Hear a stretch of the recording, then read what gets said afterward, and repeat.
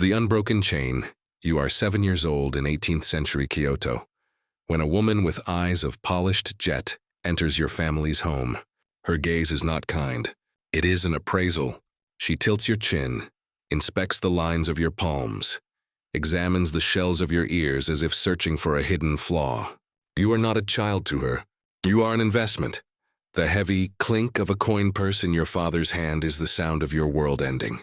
There are no hugs, no tears, only the hollow echo of a future being sold. You are whisked away in a lacquered palanquin, a gilded cage on poles, to the most exclusive sisterhood in Japan. No one asked if you wanted to be a sister. The first night, as you huddle on a thin futon, the door slides open. A vision glides in. A porcelain mask of a face, lips a slash of crimson, hair sculpted into an impossible tower. She smells of night-blooming flowers and moves with a liquid grace you didn't know a body could possess. Your awe lasts only a moment. "Fetch my tea, you little rat," she says, her voice like ice. Dream meets reality. You learn the pecking order before you learn the layout of the house. You rank below the house cat. While other children play, you learn to kneel for hours until your legs forget they are part of you. The house mother corrects you sharply.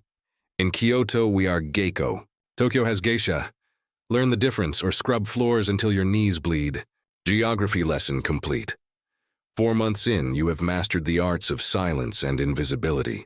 You have been struck with a fan 17 times for crimes like breathing too loudly or blinking with offensive mediocrity. Then an order. Serve tea to an important guest. Your hands tremble, threatening to churn the tea into a tiny tempest. Don't spill. You set the cup down without disaster. Then an instinct you didn't know you possessed.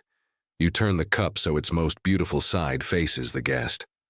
The house mother's eyebrow lifts a fraction. The senior Geiko looks at you, not through you. The girl has potential, she says, 3 words. A spark in the darkness. For the first time, you are not a servant, but a student of something ancient. You still sleep in the corner, of course. Let's not get carried away. 3 years.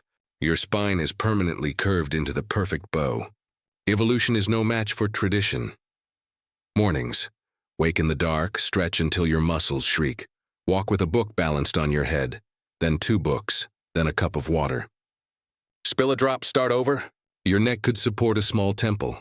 Afternoons, 3 hours of shamisen. You pluck the strings until your fingertips shred, callous, and shred again. The music teacher, an octogenarian with the aim of a hawk, strikes your knuckles with a bamboo rod. You are playing dodgeball with your own bones evenings. 37 ways to pour sake. 23 ways to flatter a man's business. 300 topics to never ever mention. Quiz tomorrow. At 13, you can read a Geiko's entire life in the nod of her obi. A useless skill anywhere else. Essential currency here, then the day. The house mother assembles the 4 shikomi. 3 will remain servants. 1 will become a maiko, an apprentice, her finger points. This one. She knows how to watch and listen. You made the cut. Now the real work begins. The years blur into a symphony of pain and precision. Dances so complex your feet learn a new language. Songs where a single flat note earns a stinging reprimand. At 15, you are ready for your debut. The day before your misadashi, you stand naked as senior Geiko assess your body like a sculptor evaluating marble. Too thin. Good neck. Small chest. Easier for the kimono. You are a collection of parts, not a person. Transformation day. The white makeup is applied, a cold, suffocating mask. The hairdresser, a woman with the arms of a sumo, builds your hair into a fortress with 100 tiny daggers digging into your scalp. The kimono, a furisode, costs more than your family saw in a lifetime. The wooden okubo sandals transform walking into a high-wire act. You are now a national treasure who desperately needs to pee. Your one-san, older sister, guides you to your first tea house. Remember, she whispers, you are not selling your body.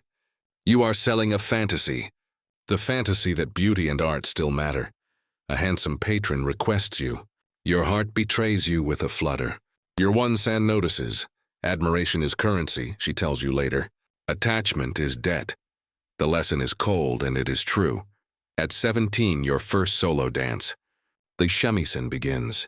Your fan becomes the wind, your sleeves the falling rain. You are no longer a girl, but the story itself. A famous poet approaches afterward. For a moment, he says, "I forgot you were human, you understand. You are not just performing the art, you are becoming it. The double life begins. Publicly, you are a vision of effortless grace.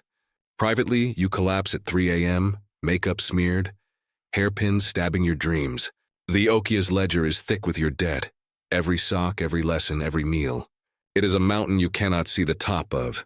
You learn the tricks. The sake that barely touches your lips, later dumped into a potted ficus. The art of the compliment that is really a manipulation. They call you the one with the knowing eyes. It is exhausting. At 25, you are given a Maiko of your own to mentor. All elbows and anxiety, a mirror of your former self. The cycle continues. At 28, a miracle. The ledger is clear. The house mother presents you with your account book and a cup of sake. You are now working for your future, not your past. The sake tastes of freedom. 30 arrives and your body begins to keep its own ledger of debts. Your knees crackle during dance practice.